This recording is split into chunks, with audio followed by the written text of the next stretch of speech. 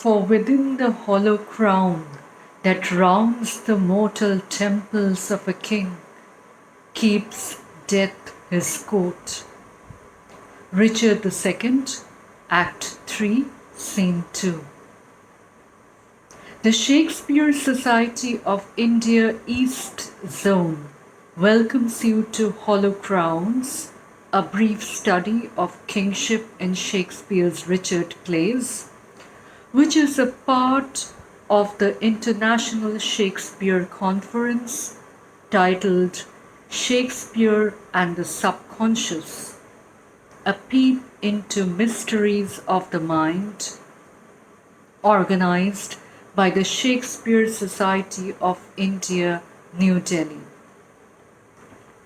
I feel honored to introduce Professor Vikram Chopra, President of SSI New Delhi, who will deliver his keynote address on the occasion of the anniversary of the Bard of Avon.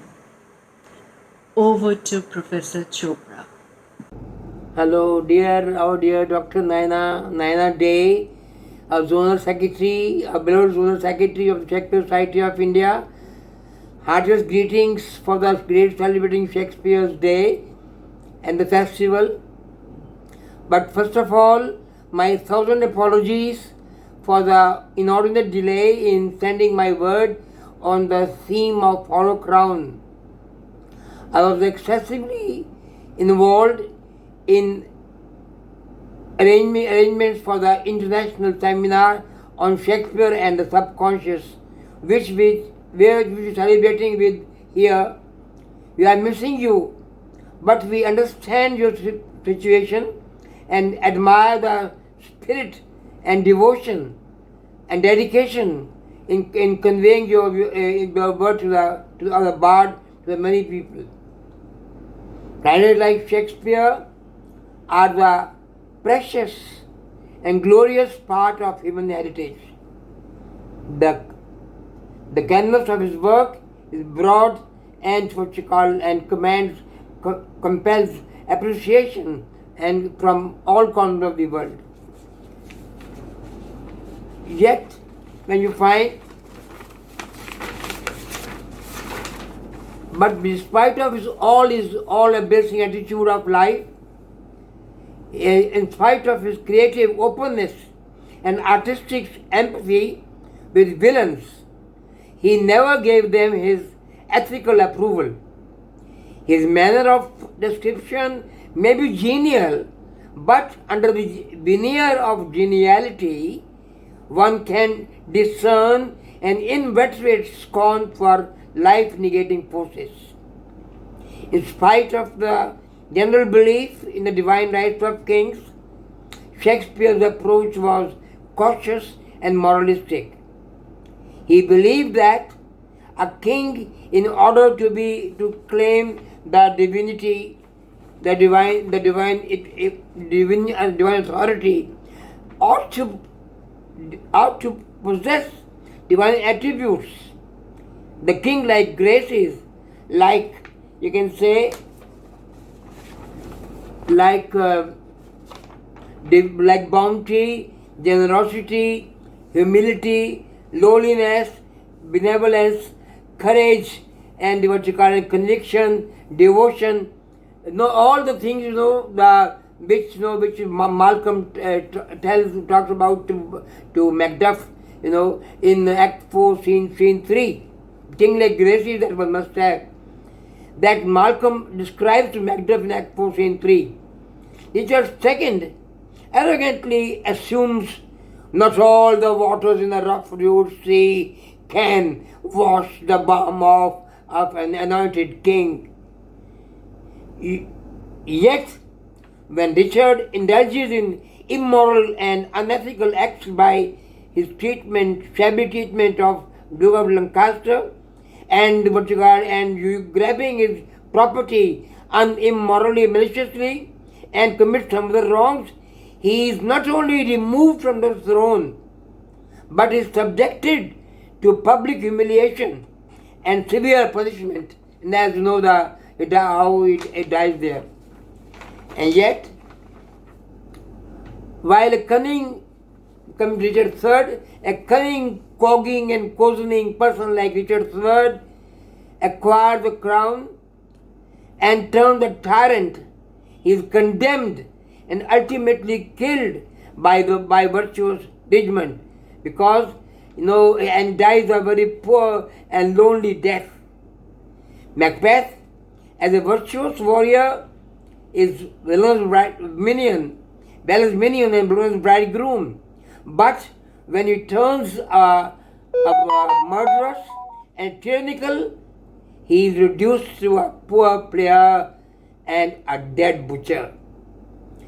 This shows Shakespeare's love for humanity and life-enhancing forces that beautify and our existence. As the humble lover of the bard and as president of the Shakespeare Society of India, I once again offer my heartiest greetings to you and all the lovers of Shakespeare who are associated with you. Thank you once again, and my heartiest felicitations, personal chosen blessings, and best wishes to all of you. Happy Shakespeare Day, and happy Shakespeare in your life. Wishing you all the best of life. It is always a pleasure to introduce Professor Baran Farooqi, Secretary of SSI, who is ever ready to extend a helping hand with her charming presence and delightful readings. Professor Baran Farooqi. Hello everyone, greetings for Shakespeare's birthday. This time Naina Day and her group are organizing a celebration of Shakespeare's two history plays, Richard III and Richard II.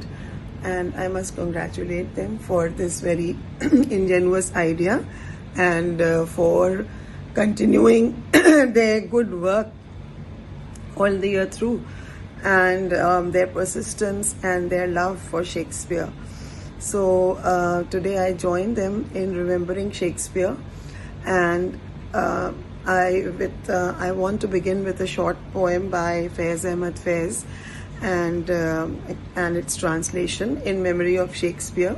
I am dedicating it to Shakespeare, and then just for fun I would also like to read out a passage by Queen, which has been spoken by Queen Anne in Richard III when she is lamenting the death of her husband, and Richard III starts courting her right at that moment. So starting with Faiz. आज फिर दर्द व गम के धागे में हम पिरोकर तेरे ख्याल के फूल, तर के उल्फत के दश्त से चुनकर आशनाई के माह साल के फूल तेरी दहलीज पर सजा आए, फिर तेरी याद पर चढ़ा आए, बांध कर आरज़ू के पल्ले में हिज्र की राख और विसाल के फूल। तो ये जो हिज्र और विसाल है, यूनियन एंड डिसयूनियन, ये शेक्सपियर की मेमोरी, शेक्सपियर के साथ चलने का हिज्र है, और साथ ना चल पाने का हिज्र है, और साथ चलने का भी विसाल है। Though both Richards are Plantagenet kings, they are radically different in psyche. A large number of Elizabethan and Jacobean plays have explored the theme of kingship, and Shakespeare's histories and tragedies all portray the machinations of princes and sovereigns. The first recorded reference to Richard II is a letter dated 7 December 1595, written by Sir Edward Hoby, the son of Sir Thomas Hoby, translator of Il Cortegiano, to invite Sir Robert Cecil to a private performance of the play at his house in Cannon Row after supper. Though it is not absolutely certain that this is Shakespeare's play, both E.K. Chambers and Dover Wilson regard it as highly probable. It is known that this play was later of particular interest to Essex's friends, who included Southampton and Sir Charles Percy, and it is not impossible that it might have been composed with an intention specially directed towards them. Shakespeare's Richard II, however, loves his land with an almost passionate devotion to its very soil, and it is no wonder that the dominant image in the play is that of England, the garden of the world, laid waste, her fields manured with blood, and her fair rose, Richard, withered. Richard II, in fact, presents a wonderful balance between the theme and the character. The prophecy of the Bishop of Carlisle constitutes the fullest statement of the moral history, the destruction of order and degree by the usurpation of Bolingbroke. Carlyle states in Act 4, Scene 1, "The blood of English shall manure the ground, and future ages groan for his foul act. Peace shall go sleep with Turks and infidels, and in deceit of peace tumultuous wars shall kin with kin and kind with kind confound. Disorder, horror, fear, and mutiny shall here inhabit, and the land be called the field of Golgotha and dead men's skulls." Presenting Shubhajit Sengupta with Richard II's soliloquy in Pomfret Castle. History is open-ended, and so are Shakespeare's history plays. The open-endedness of Richard II, clearly indicated by the rise of Bolingbroke to the English throne, suggests that the problems thrown up by the play are yet unresolved and will extend into the future, and that the central issue of kingship is too ambiguous and obscure to allow a formal and artificial closure. The remark that Richard II benefits from its open-endedness is meant to emphasize the idea that this open-endedness, along with the open beginning, gives it not only the formal structure of a history play, but also pushes it closer to truth than to the fictional world of art. Within this formal structure, the tragic theme of the play is worked out. Richard is deposed, imprisoned, and murdered. He falls from a state of prosperity, suffers, and dies. There is a clash with hostile external circumstances. There is a further and more delicate contradiction between Richard's poetic and sentimental nature on the one hand, and on the other, the kind of responsibilities that as a king he has to shoulder. This discrepancy between character and the responsibilities thrust upon that character, between the king's private and public selves, contributes to Richard's tragic fall. The amorphousness of the history play is thus given a more stable formal structure by the tragic theme, the tragic fall of a person from prosperity through suffering and subsequent self-knowledge to death. Further, in Richard II, nemesis attends guilt as it does in classical tragedy. Richard's murder of Gloucester finds a retribution in Bolingbroke's usurpation and Richard's dethronement. Towards the end of the play, Richard, his crown and kingship taken away from him, sits alone in sad philosophical contemplation within the sad walls of Pomfret Castle. I have been studying how I may compare this prison where I live unto the world. and for because the world is populous, and here is not a creature but myself, I cannot do it. Yet I'll hammer it out. My brain I'll prove the female to my soul the father, and these two beget a generation of still breeding thoughts, and these same thoughts people this little world in humours like the people of this world. For no thought is contented, the better sort, as thoughts of things divine, are intermixed with scruples, and do set the word itself against the word. As thus, come, little ones, and then again, it is as hard to come as for a camel to thread the postern of a small needle's eye. Thoughts tending to ambition, they do plot unlikely wonders. How these vain weak nails may tear a passage through the flinty ribs of this hard world, my ragged prison walls. And for they cannot die in their own pride. Thoughts tending to content flatter themselves that they are not the first of fortune's slaves, nor shall not be the last. Like silly beggars who sitting in the stocks refuge their shame, that many have and others must sit there. And in this thought they find a kind of ease, bearing their own misfortunes on the back of such as have before endured the like. Thus play I in one person many people, and none contented.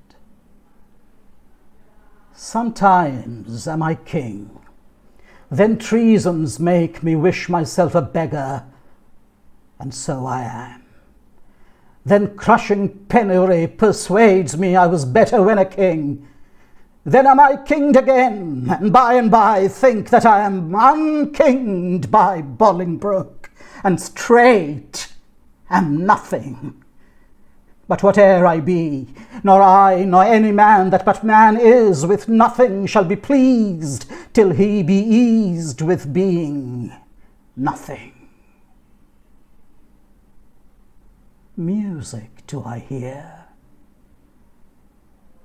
Ah, keep time! How sour sweet music is when time is broke and no proportion kept. So is it in the music of men's lives. And here have I the daintiness of ear to check time broke in a disordered string. But for the concord of my state and time, had not an ear to hear my true time broke. I wasted time, and now doth time waste me. For now hath time made me his numbering clock. My thoughts are minutes, and with sighs they jar their watches unto mine eyes, the outward watch, whereto my finger like a dial's point is pointing still in cleansing them from tears. Now, sir, the sound that tells me what hour it is are clamorous groans, which strike upon the heart, which is the bell. So sighs and tears and groans show minutes, times, and hours. But my time runs posting on in Bolingbroke's proud joy, while I stand fooling here as Jack of the clock. This music mads me, let it sound no more. For though it have all madmen to their wits, in me it seems it will make wise men mad. Yet, blessing on his heart that gives it me, for 'tis a sign of love, and love to Richard is a strange brooch. in this soul-hating world.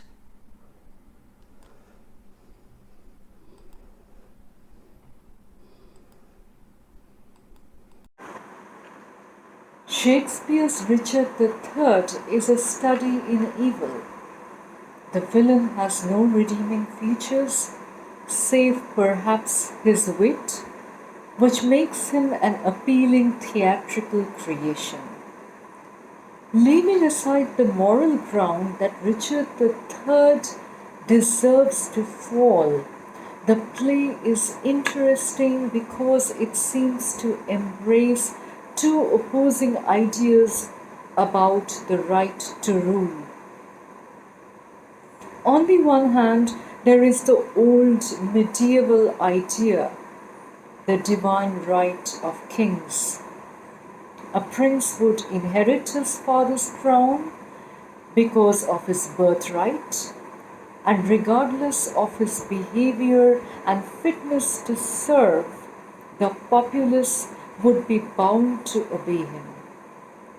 On the other hand, it was increasingly felt by many that it was acceptable, if not desirable, to rise against a tyrannical king.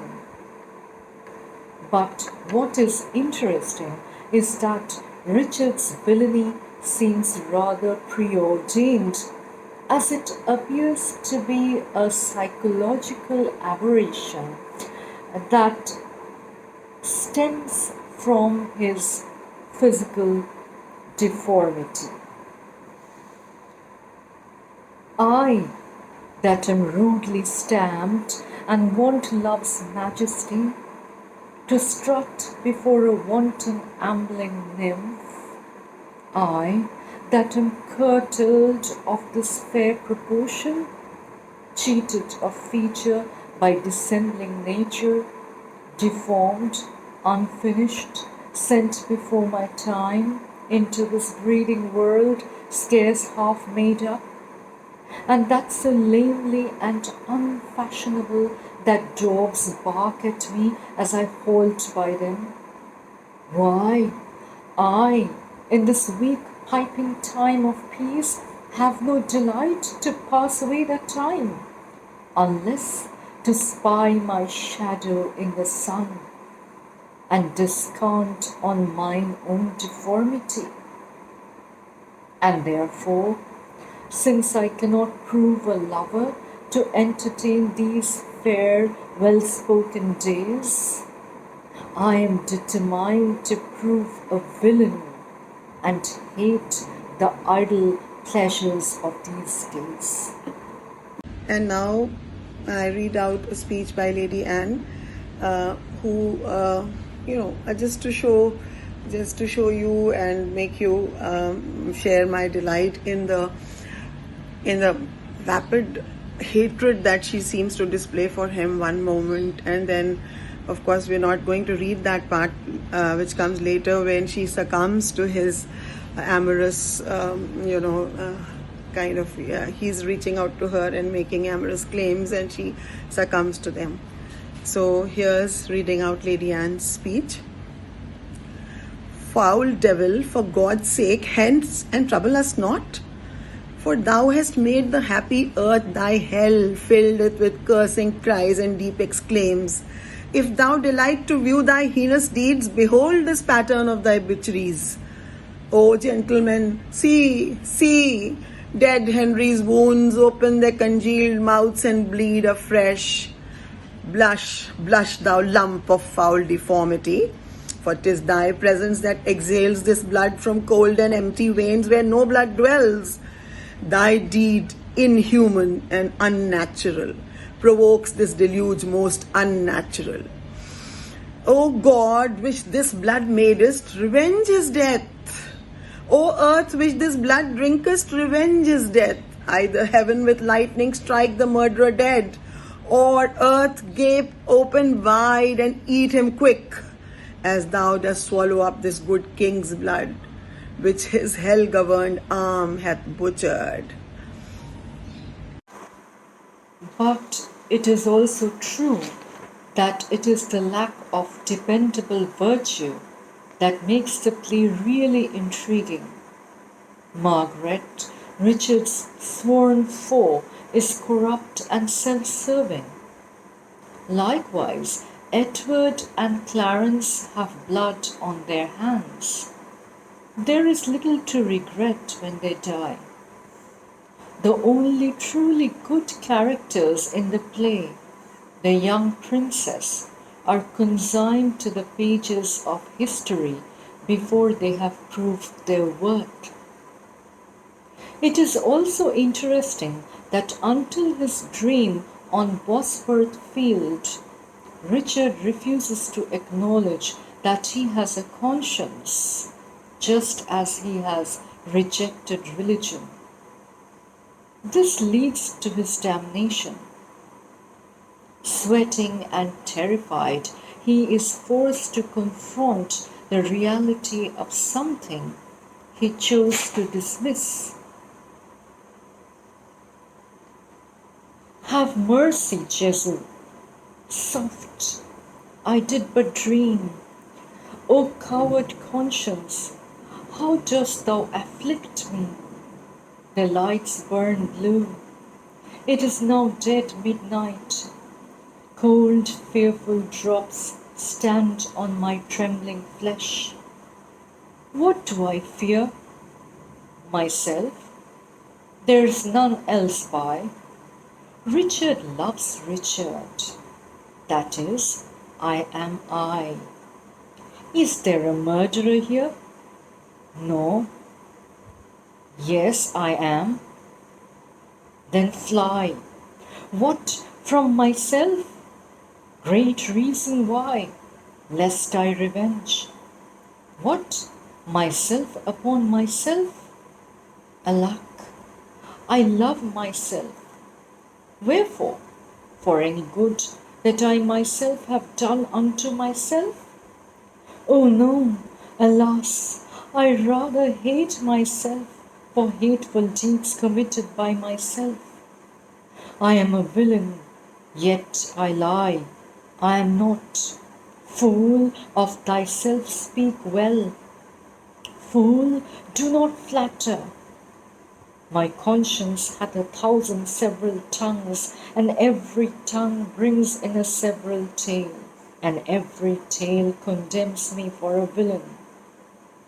Perjury, perjury in the highest degree, murder, stern murder in the direst degree, all several sins, all used in each degree.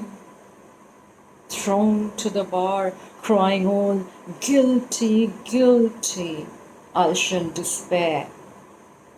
There is no creature loves me, and if I die, no soul will pity me. And wherefore should they, since that I myself find in myself no pity to myself? Methought the souls of all that I had murdered came to my tent, and every one did threat tomorrow's vengeance on the head of Richard. The year after the first recorded appearance of Richard II, Drayton issued his Mortimeriados, which showed the influence of Richard II as well as Marlowe's Edward II. All these works on historical characters strongly emphasize what would now be called the human interest at the expense of the dynastic and moral patterns used by the chroniclers, and they appear so closely together that it seems clear that the years 1594 to 6 showed a particularly large crop of dramatic and non-dramatic historical poetry. In Richard III, ironically, Richmond is both the usurper and the antidote to tyranny. The political maneuverings of the first three acts gives way to a much more conservative portrait of a virtuous, old fashioned ruler who will take care of the nation in a paternalistic and selfless way. We now come to the end of Hollow Crowns, Shakespeare's history plays. I would like to express my gratitude to Professor Vikram Chopra, President SSI New Delhi, for his very insightful commentary on the nature of kingship in Shakespeare's plays, and for being a constant support to my Shakespeare ventures. I thank Professor Baran Farooqi, Secretary of SSI, for her encouragement and for taking time out of a busy schedule to participate in the readings. My sincerest thanks to Dr. Shubhajit Sengupta, Associate Professor in the Department of English and Culture Studies, Burdwan University, for his participation and constant cooperation in the making of this montage. And finally, I would like to thank my viewers who have been consistently watching my video projects with interest. Wishes to all of you. Thank you.